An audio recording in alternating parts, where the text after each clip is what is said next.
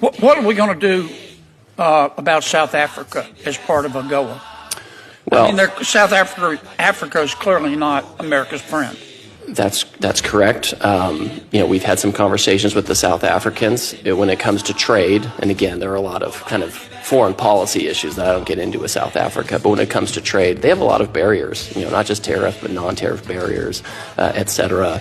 We've made clear to the South Africans that if they ever want to have a better tariff situation with us, they need to take care of these tariffs and non-tariff barriers. They're a real economy. They're a big economy, right?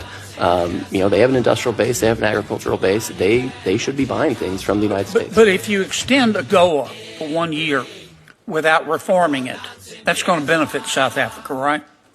I mean, it could. I would say we have a 30% reciprocal tariff on South Africa right now, which is much higher than the rest of the continent. So we'll control for it a little bit.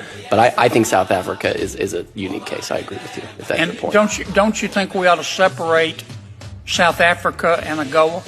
I mean, I'm happy to consider that, right? I mean, Congress has come to me and said, we want AGOA, and I think if we're going to have a giveaway, we need to figure out how to improve it. If you think that we should give South Africa different treatment, I'm open to that because I think they are a unique problem.